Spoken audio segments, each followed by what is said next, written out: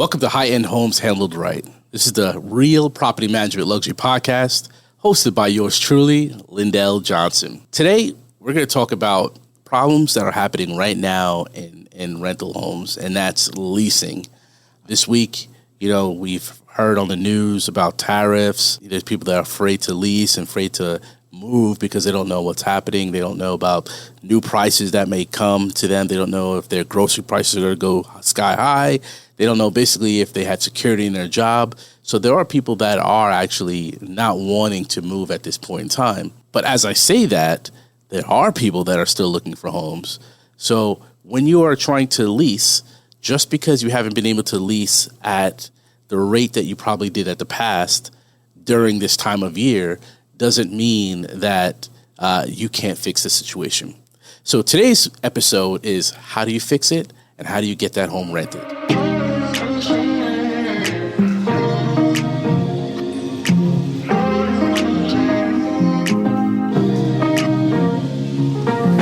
So your house has been on the market for a long time.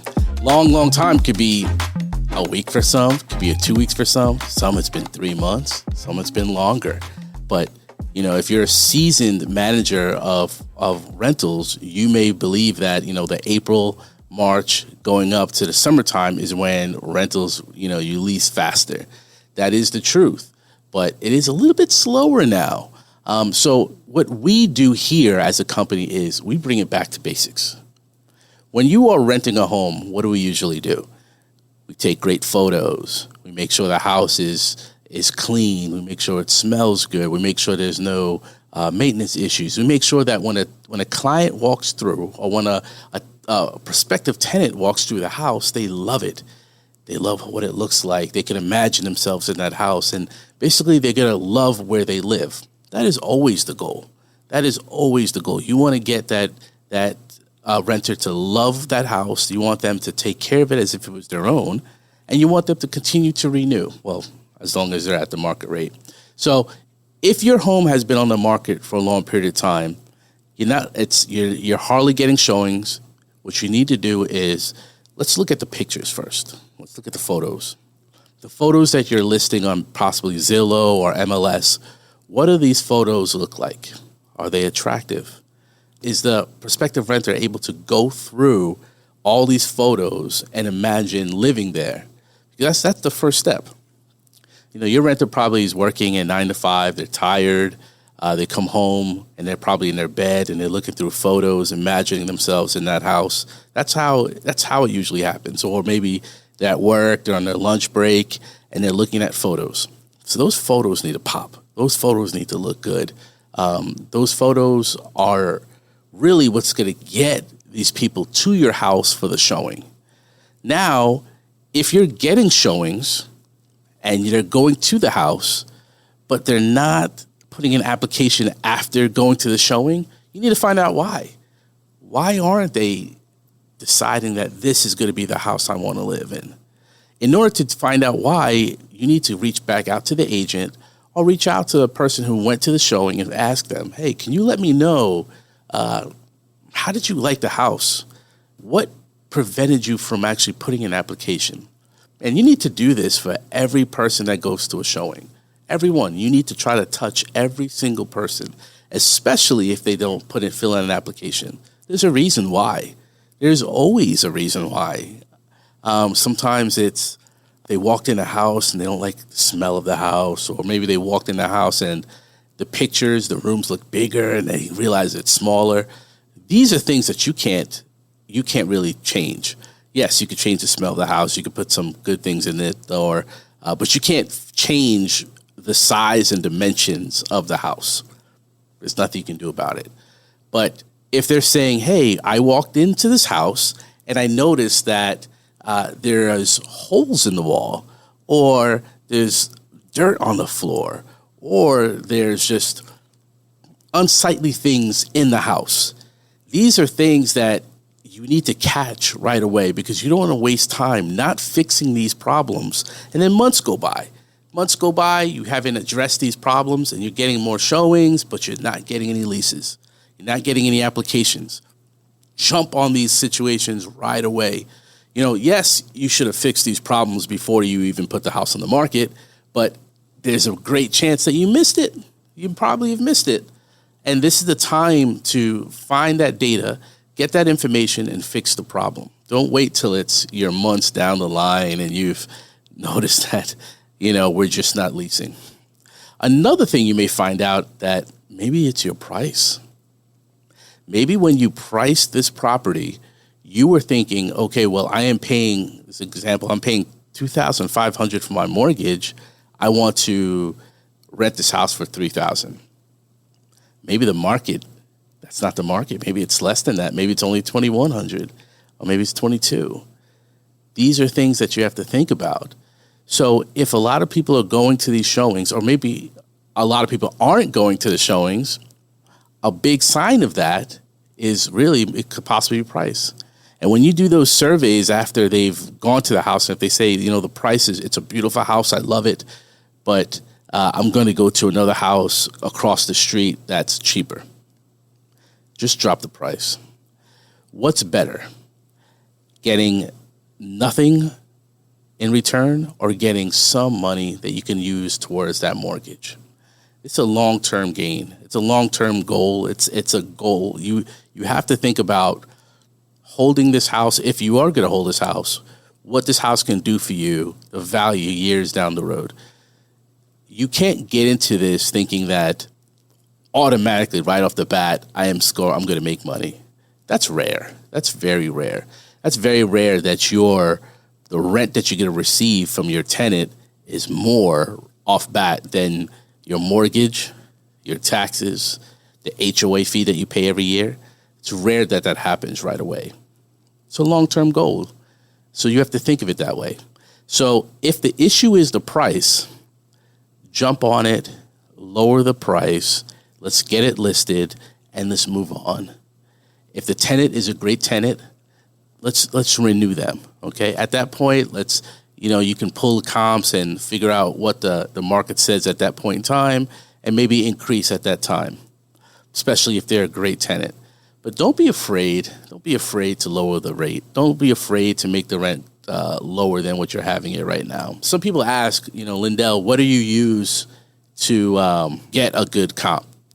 Two things that I use, and by the way, these two companies, we don't get anything from them, but these are companies that are software that we use that helps us actually figure out what the market is. One of them is Rentometer. With this software, you're able to plug in an address.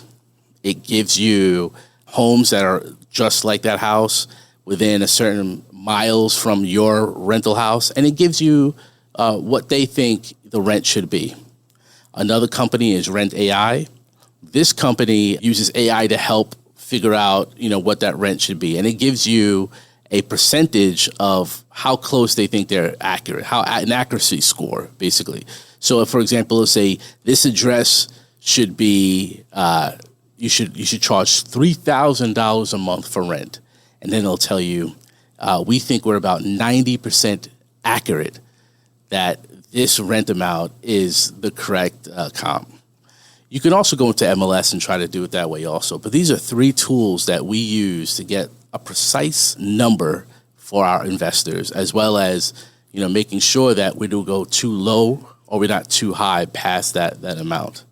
And once again, a tool that we use also is just your showings. How many people are going to your showings? If you're only getting one a week, you're probably overpriced. If you're getting 9, 10, 11 showings in a week, that means you're maybe a little bit too low, all right? So you really have to just hone in on this. I know you don't want to go another month without having someone renting, okay? So this is the time. Don't wait till next week. Don't wait till tomorrow, today. If you're listening to this today and you have not leased your property, do something today. Do not wait till tomorrow. So go back to your list. Find out who has gone to any of your showings, contact them today, find out what they liked or what they didn't like, and then let's move forward. And hopefully by next week, we have some applications that we can then screen and figure out what we're going to do with it, if you're going to accept it or not. But let's just bring it back to the basics. Let's make sure everything looks good, make sure the house is great, make sure the pictures look great, and make sure we do all we can to make sure this house is where people want to live.